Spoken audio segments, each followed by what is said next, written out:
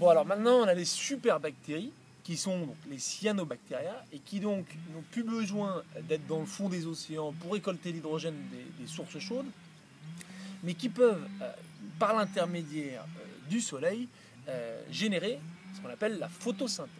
Alors, qu'est-ce que la photosynthèse? C'est la question du jour. Alors, la photosynthèse, c'est la bactérie qui va bénéficier des photons du soleil, des photons du soleil, pour scinder en trois parties l'atome, la molécule d'eau. Donc la molécule d'eau, c'est deux atomes d'hydrogène plus un atome d'oxygène. Et je rappelle que l'hydrogène, c'est l'élément du tableau périodique le plus basique et c'est l'énergie fondamentale et universelle. C'est-à-dire que notre Soleil est composé à 90%, vous regarderez sur Wikipédia, est composé essentiellement d'hydrogène et d'hélium. Donc l'hydrogène, c'est vraiment la source énergétique universelle. Donc cette cyanobactéria va scinder la molécule et garder les deux atomes d'hydrogène et les assembler avec du dioxyde de carbone qu'on trouve dans l'atmosphère et qu'on trouvait d'ailleurs à cette époque c'était une grande partie de la composition de l'atmosphère et donc voilà, donc va assembler l'hydrogène au dioxyde de carbone pour en faire une molécule de sucre, base énergétique du cyanobactéria et des plantes en général.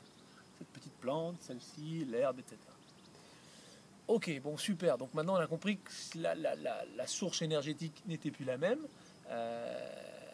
Mais on va se poser la question, qu'est-ce qui se passe de ce dont elle n'a pas besoin, c'est-à-dire l'oxygène de la molécule d'eau? Et ben, l'oxygène dont elle n'a pas besoin, elle va le rejeter comme un produit non nécessaire. Et comme vous faites pipi, ou je fais pipi, elle va s'en débarrasser. Et donc cet oxygène, au fil des milliards d'années, dont elle se débarrasse, crée ou modifie la composition de l'atmosphère, fait augmenter drastiquement ou significativement le niveau d'oxygène. L'oxygène est en haute altitude ou qui est en haute altitude se transformera dans ce qu'on appelle l'ozone.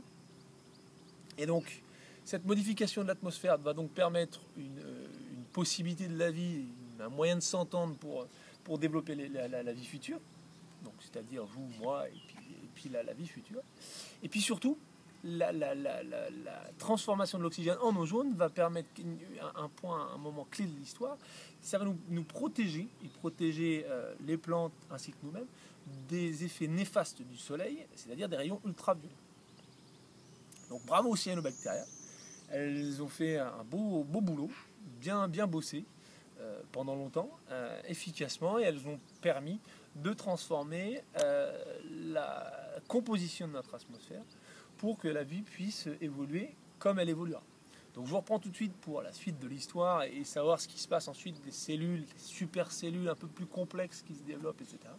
Et puis voilà. Bon, je pense bien à vous, à toutes, et puis Besso. Ciao.